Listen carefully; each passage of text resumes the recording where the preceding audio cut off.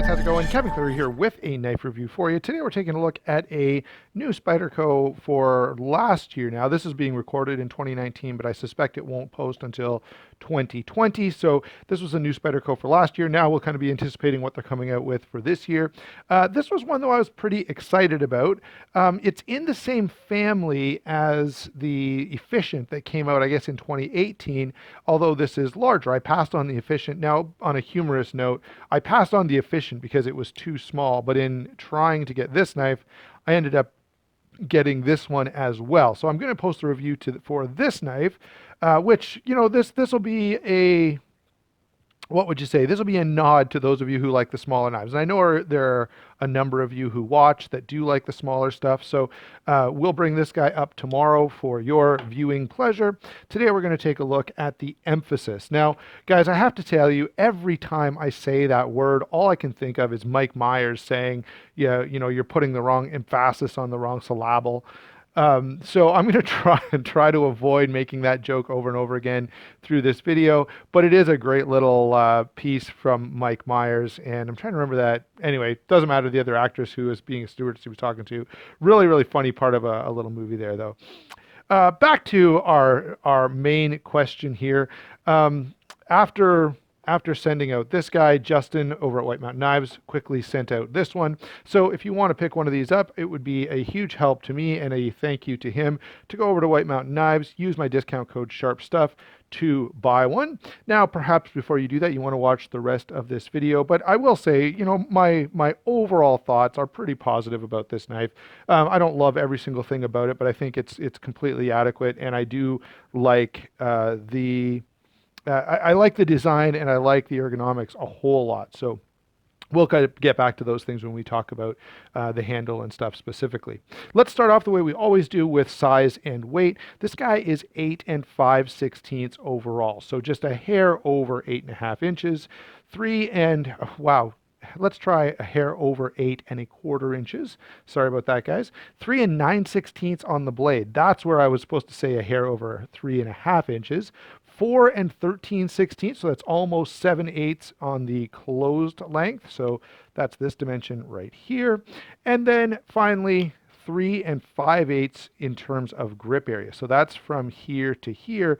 If you add this choil, then you basically add a whole nother inch. So there's quite a bit of real estate here if you are a person with really, really large hands who needs that. The weight on this guy is a little hefty at 5.2 ounces. I suspect most of that can be attributed to the full backspacer rather than the standoffs like we're used to seeing from these budget Spydercos.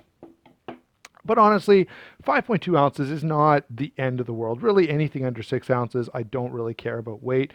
It's nice every once in a while to get something really lightweight that I can carry in a pair of track pants or something, but you know, like any normal person, I'm not going out in public in track pants anyway, so most of the time it doesn't really matter as long as it's not a giant tank of a knife. So blade on this guy, and I know this is going to be where most of the attention goes. So we have a very Spyderco blade shape here. This is a full flat ground 8CR13 MOV Spyderco made overseas, and this is pretty much typical fare for, you know, anyone who's got a Tenacious or a Resilience or any of the other budget Spydercos. You're pretty used to seeing the 8CR13 MOV steel. I do wish they'd change away from that. If this was 9CR18 or BD1 or 14C28N, I would be happier for sure. But I have to say that that I don't believe that any knife with 8CR is just trash, okay? I have carried and used this knife. In fact, I forced myself to carry it for 3 days straight. Normally I carry it a part of every day, and when I'm using a knife for review, I'll specifically get a few different knives out when I'm doing cutting tasks and try them all. But I carried this exclusively for 3-4 days, purposely without sharpening it or touching the edge at all, did all my regular cutting tasks, and it was fine. Okay, so if I can carry a knife for 3-4 days without having to sharpen it, that's adequate. If I need to touch it up after that, I don't really have a big complaint. complaint. Now, on the other end of the spectrum, in terms of using this, it does work really, really well because of the fact that this blade has a particular relationship with this handle. I find this knife really, really nice to cut with. So I just find this is a knife where I can get a lot of force behind my cut, and the blade, of course, being as thinly ground as it is and as thin overall as it is, just really moves through material quite nicely. Flat grinds are pretty good. I do like hollow grinds better, but with a blade stock this thin, a hollow grind is not warranted really in this application. So that's the blade. I like this blade quite a bit in terms of its design, in terms of its shape. Yeah, I wish the steel was better, but as I say, it's probably adequate. It's certainly adequate for most of my needs and probably for most people who are looking for just an EDC blade. All right, what about lockup and deployment? Well, if you haven't noticed already, this is a liner lock. I do like that they've cut this back to give me good access to that liner. It's fairly stiff, which is, rather confidence inspiring. This is a knife that feels really, really solid. The liners are quite thick. Let's see, if I compare it to a Rat Model 1, you can see, let's see here, that it's easily about as thick as the Rat 1. Might even be a little bit thicker. Nah, I'd say it's about the same as a Rat Model 1. And we often talk about the fact that, those Rat 1 liners are fairly hefty. And so, this is, happy with the liners. I'm happy with the way this lock is made overall. I can, by the way, spider flick the knife quite well, although maybe some of you watching can do this, but I can't. Well, now I do it on camera, of course. But I can't thumb flick it very well. Most of the time, if I open this with my thumb, I find myself just rolling it open. It's not uncomfortable. It's easy to open and close. This is not what I would call a really fidget-friendly knife, so I'm not sitting on the couch, watching the new Witcher series, flicking it open and closed like I am with some of my knives. But it's very functional. It's very comfortable. So I have no real complaints about lockup and deployment. Oh, it is on washers rather than bearings, phosphor bronze washers, which is good. No complaints there whatsoever. It's not drop shut or anything like that. You can see, right? But it's fine. Then we move on to the handle here. So we've got a G10 over stainless steel handle with backspacer construction. We do have the clip, the wire clip, which I actually like quite a lot. I've never had a complaint about the wire clip. I've liked it, like anyone else. A lot of people really prefer the wire clip, and I do like the way it's implemented here. You get a nice deep carry.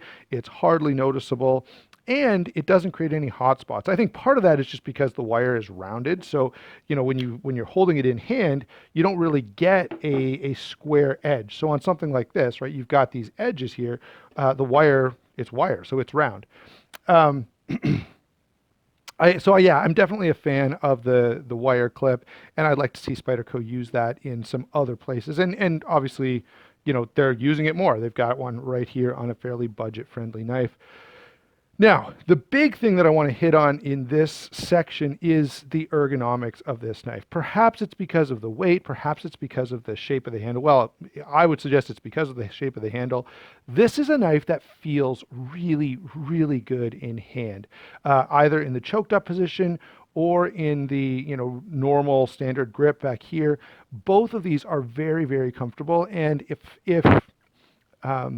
I was going into a situation, I don't know, let's say I'm getting supper ready and I know I've got a lot of carrots to cut or some kind of, I've got to cut up a bunch of onions for soup or whatever it is. If I know I'm doing a bunch of cutting, this is definitely a knife that I would want to go to because it's just so comfortable for long-term use. It's really, really nice that way.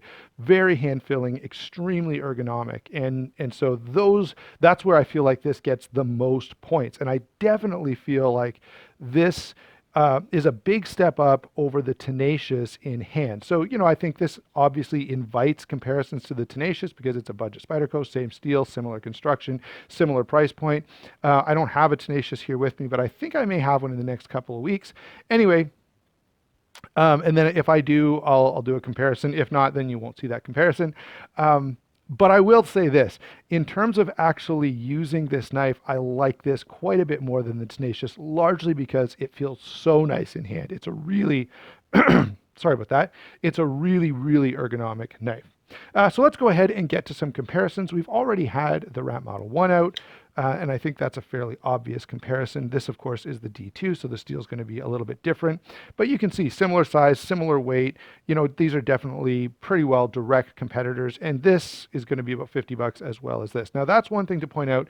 These go for $52. Now, these days, when it comes to made in China folders, you can get a lot for $52. So, you know, I would have been happier to see this at $45. But I also don't think, you know, that extra $7 just makes it a complete fail. It's maybe a little high, but it's not terrible. What else have we got for some comparisons here? Let's bring in, we haven't done this in a while. This knife I actually carry more than than I let you guys know about. This is the Victorinox Forester. Pretty handy little knife. I especially like to carry this in a situation where, you know, I might be around non-knife people. This is a knife that doesn't bother anyone. And so, but it's also a very popular knife, so it might be helpful for you as a comparison. Throw the Para 2 in there again because it's so well known.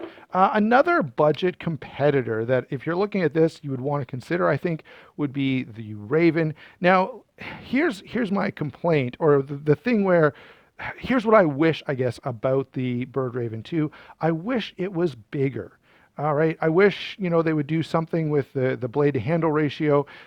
This definitely, you know, if they just did this knife in BD1 steel, that would be fantastic. Anyway, Raven there. I do like this a lot. It's a good heavy duty workhorse of a knife.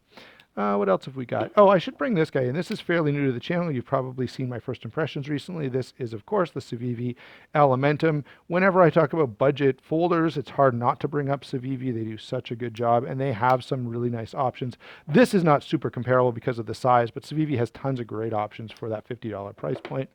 And lastly, we'll bring in the Insistent one last time while we're here.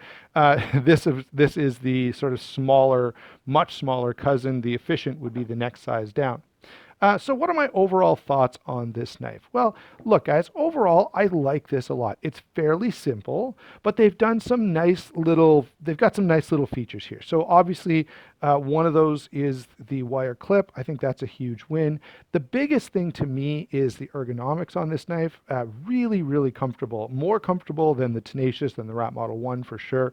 It feels great to me in hand. At 52 bucks, it's not the most value-friendly knife out there, but it's also not wildly inappropriate. And I do think that this design is rather interesting and compelling, and it's nice to see Spyderco giving us something a little bit different at the budget end of the spectrum, where, you know, oftentimes I feel like if you want something more compelling and more, you know, visually interesting, you've got to spend more money.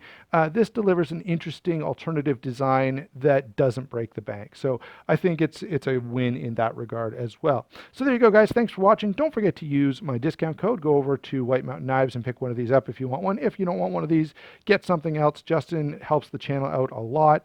So thanks for watching. Thanks for using those links. Thanks for liking and subscribing. We will talk to you soon.